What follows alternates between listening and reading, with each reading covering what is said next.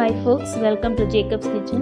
இன்னைக்கு நம்ம வீடியோல உடல் சூட்டை குறைக்கக்கூடிய புடலங்காய் கூட்டு எப்படி பண்றதுன்னு தான் பார்க்க போறோம்.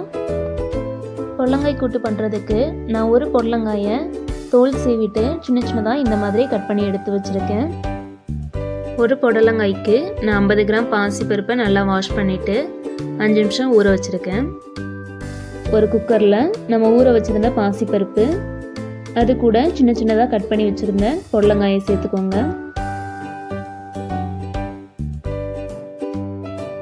இப்போ இது கூட 1/4 டீஸ்பூன் சீரகம், 1/4 டீஸ்பூன் சோம்பு, கொஞ்சம் போல வெங்காயம். உங்ககிட்ட சின்ன வெங்காயம் இருந்துச்சுன்னா ஒரு 3 சின்ன வெங்காயம் கட் பண்ணி சேர்த்துக்கோங்க.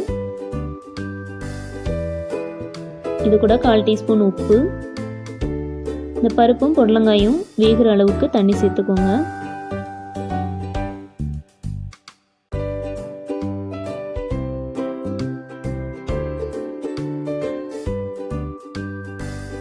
இப்போ இதில் ஒரு பிஞ்ச் அளவுக்கு மஞ்சள்தூள் சேர்த்துக்கோங்க.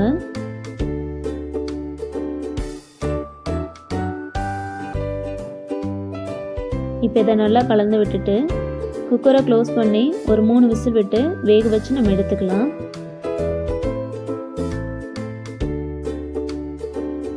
இப்போ நம்ம குக்கரை ஓப்பன் பண்ணி பார்க்கலாம். பாருங்க, பருப்பும் புடலங்காயும் நல்லா வெந்துருச்சு.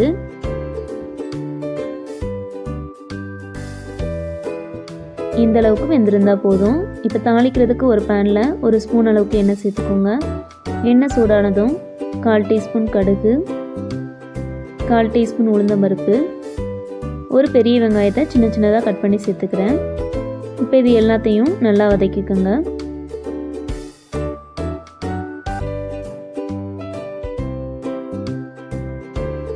வெங்காயம் நல்லா வதங்கினதும் இதில் ஒரு கொத்து கருவேப்பிலை சேர்த்துக்கோங்க.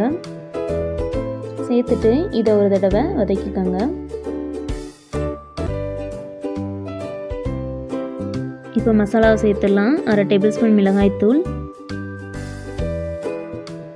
1/2 டேபிள் ஸ்பூன் சீரகத்தூள்,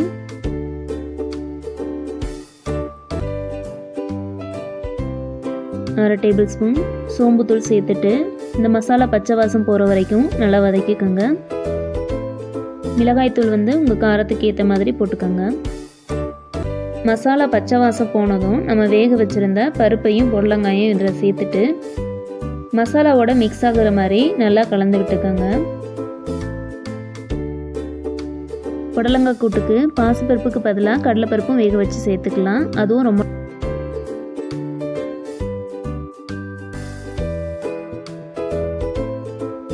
இப்போ இதில் கூட்டுக்கு தேவையான அளவு தண்ணி சேர்த்துக்கலாம். ரொம்ப தண்ணி சேர்த்துட்டிங்கன்னா கூட்டு நல்லா இருக்காது, அதனால் பார்த்து அளவாக சேர்த்துக்கோங்க. இப்போ இதை நல்லா மிக்ஸ் பண்ணிவிட்டு தேவையான உப்பு சேர்த்துக்கோங்க. நான் 1/4 டீஸ்பூன் உப்பு சேர்த்துக்கிறேன். இப்போ இது கூட ஒரு பிஞ்ச் அளவுக்கு பெருங்காயத்தூள் சேர்த்துக்கிறேன். இதை ஒரு 2 மினிட்ஸ் கொதிக்க விட்டுருங்க. அவ்வளோதான், நம்மளுடைய புடலங்காய் கூட்டு சூப்பராக ரெடி ஆயிடுச்சு. அதிக சத்துக்கள் நிறைந்த உடல் சூட்டை குறைக்கக்கூடிய புடலங்காய் கூட்டை நீங்களும் உங்கள் வீட்டில் ட்ரை பண்ணி பாருங்கள்.